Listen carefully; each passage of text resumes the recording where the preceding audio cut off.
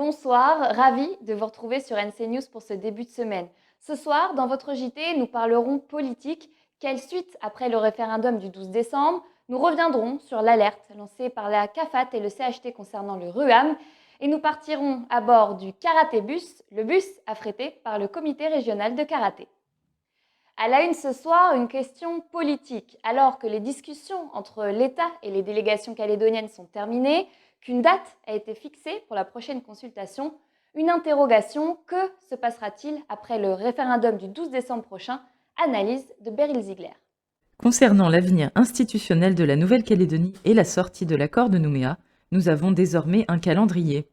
Les électeurs inscrits sur la liste électorale référendaire sont appelés aux urnes le 12 décembre prochain pour décider si oui ou non la Nouvelle-Calédonie devient indépendante. Au lendemain, et quel que soit le résultat, s'ouvrira une période de transition dont le terme a été fixé au 30 juin 2023. Cette période est celle prévue par l'accord de Nouméa, qui stipule qu'au lendemain des référendums, les partis politiques se réunissent pour examiner la situation ainsi créée. Jusqu'au 30 juin 2023, il sera demandé aux partis politiques de mettre en place un nouveau statut. Ce sera une constitution organisant le nouvel État si le oui l'emporte. Ce sera un nouveau statut organisant nos liens avec la France si le non s'impose. Quoi qu'il en soit, cette période de travail, de réflexion et de transition devra être mise à profit pour proposer aux Calédoniens le nouveau visage de la Nouvelle-Calédonie.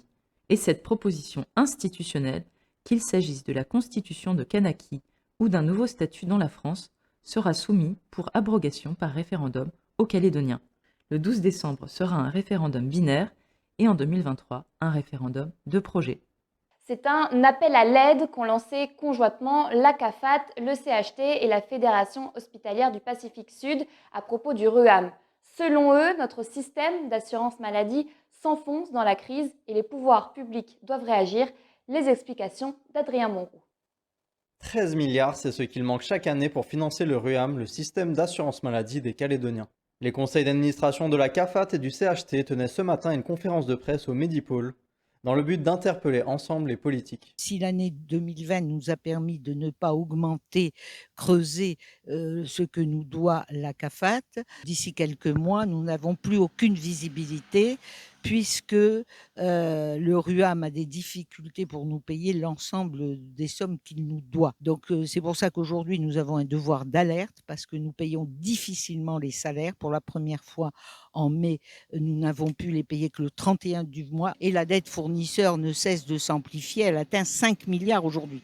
Ça veut dire que l'on met en difficulté les entreprises, dont certaines sont des petites entreprises qui vont faire faillite. Je préside un CHT, CHS.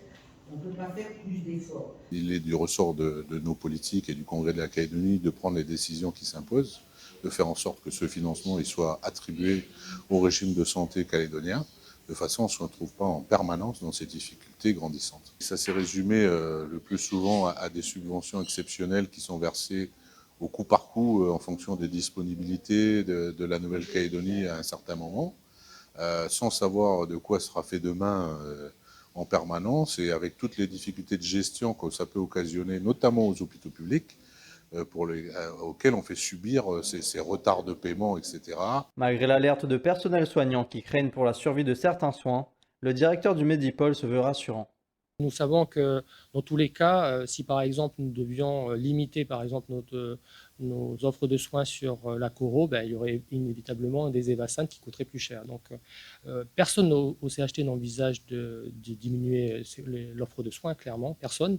Il faut tout simplement que la CAFAT et le RUAM versent la totalité de la dotation globale pour que le CHT puisse fonctionner correctement. Une problématique de financement de santé publique qui s'éternise depuis maintenant de nombreuses années en Nouvelle-Calédonie. Vacances oblige, le comité régional de karaté relance son opération Karaté Bus. Un rendez-vous qui permet aux karatékas du Grand Nouméa de partir à la rencontre de leurs homologues de Koumak. Reportage Antoine Duguy, Titouan Moelle. Aujourd'hui, ils sont 52 karatékas et encadrants de Nouméa et du Grand Nouméa à avoir pris la route en direction de Koumak à l'occasion de la 3e édition du Karaté Bus. Au programme, une semaine d'entraînement auprès des licenciés du Club du Nord, dans une ambiance conviviale autour des valeurs du sport de combat tout droit venu de l'île d'Okinawa, au Japon.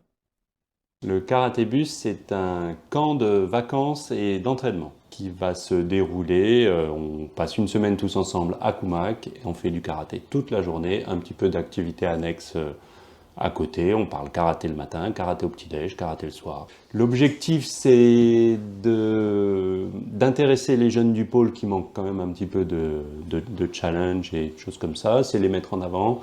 L'objectif, c'est de mobiliser autour du karaté, c'est de maintenir une équipe, de commencer à créer une cohésion parce qu'on finira par avoir des Océania un jour et il faut qu'on se tienne prêt.